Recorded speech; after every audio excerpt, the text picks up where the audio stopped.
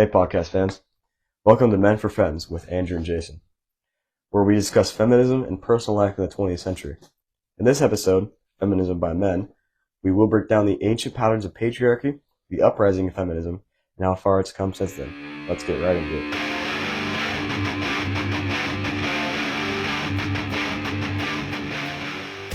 So, Jason, what do you think life was like for women before the 20th century? I think it must have been great. I think it must have been, I think they were all CEOs. I think they were rich. I think they all owned at least multi-million companies. And they must have owned like a bunch of land, had mansions of their own, had their own plantations and all that. I wish it was like that too, Jason, but unfortunately it wasn't. Prior to the 20th century, the world had been almost exclusively run by men in a patriarchal society. We've all seen Barbie. We know how patriarchy works and how it can damage societies. With a few exceptions, most countries were run by kings that were succeeded by their firstborn sons, and the queens in these countries held no power, and they were just simply marriage titles. Well, nowadays, women are powerful and working. So let's talk about that and how they got there. Yeah, let's talk about it. The movements picked up in the 1920s in Europe and America when women were fighting for their right to vote. The men who set up these governments in the 1700s had only thought about themselves, and they didn't grant women very many rights, and women were forced to fight for their rights themselves. The first women's movement had the main goal of achieving suffrage, and they were eventually able to achieve it. I bet they kept pushing and pushing, and eventually achieved their full rights soon after. Jason, as great as that would have been, it just didn't happen. They slowed down because they were happy with their goal. They thought, this is good, so we're gonna chill here for a little bit. But in the coming years, some women realized, hey, we want more, so let's push and get ourselves some more rights. And that's what they did. That's right. Simone de Beauvoir wrote her book, The Second Sex, which describes women as like others, right?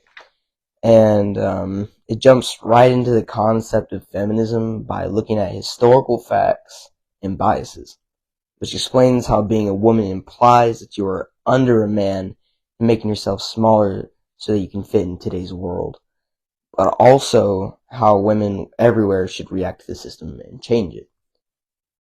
And it was this text that helped revive the women's movement to bring it back to what it is today.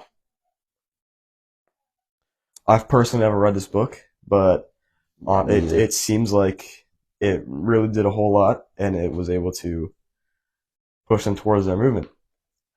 Through the late 1990s, after the book was written, the feminist movement 1900s. Yeah. 1900s. After the book was written in 1964, the movement went from just these Western countries to almost everywhere else. And in 2004, Morocco had their own movement. What was life like for Moroccan women before the movement? Jason, it was terrible. They were completely under the men. They were seen as minors. They had almost zero rights, and they had no roles in society whatsoever. Moroccan society was completely controlled by men, a complete patriarchal society. That's right. And they didn't see any change until the early 2000s, when the feminist movement found them.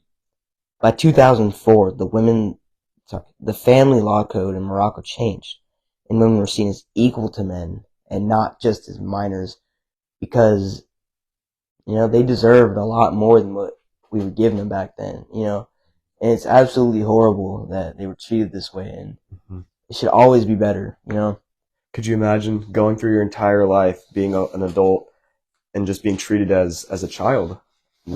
As nothing more than a kid. I couldn't imagine it, just being cooped up in the house all day, being told what to do, and it's truly just horrible the way they were treated. And honestly, just should have never been like that. We should have had self-standards that we should have held ourselves accountable to, and just should have just seen it from their position, you know?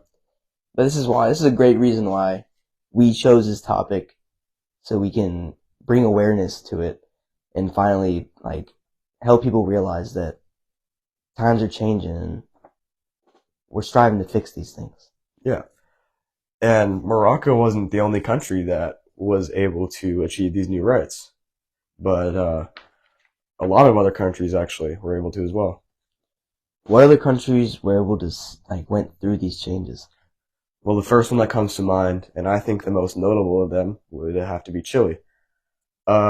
Chile, just like Morocco, saw women as inferior to men, while men ran everything. It was, like most other countries in the 1800s, a very patriarchal society.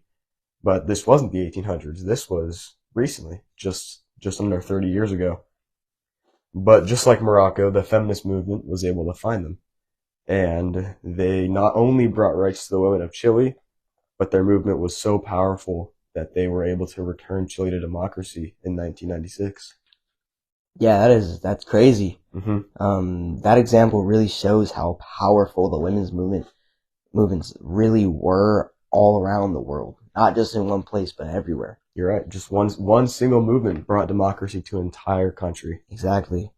It's just amazing how they were able to keep pushing, and by 2006, 183 nations saw women as equals to men. Can you believe that? Well, we saw democratic societies coming about in the 1700s, and it took 300 years for men and women in these societies to be seen as equal to each other. It's a wonderful number to be seen as, and you just gotta love it. Yep. And the movement's not over. Many countries around the world we're seeing today are still fighting for women's rights, and we hope that in our lifetimes we can see a world where everybody, men and women, are seen as equal to each other. I think that's what we really need. I think we just need equality for everyone, because no one's better than other people. No one's better. We should always be seen as equal. Nobody's perfect. So let's just get that out of our minds. And while some people may be closer to perfect, nobody's perfect. Nobody's there. Nobody's there. And no one ever really will be there. That's what life's about. Life's about going through these changes, fighting for what's right, and just being better. So always focus on being better, and just be a good person. Don't ever treat yourself like you're better than anyone else. That's going to wrap it up for our podcast today. Thank you, Jason, for helping me bring light to this topic. Of course, and how we can bring it farther in the future.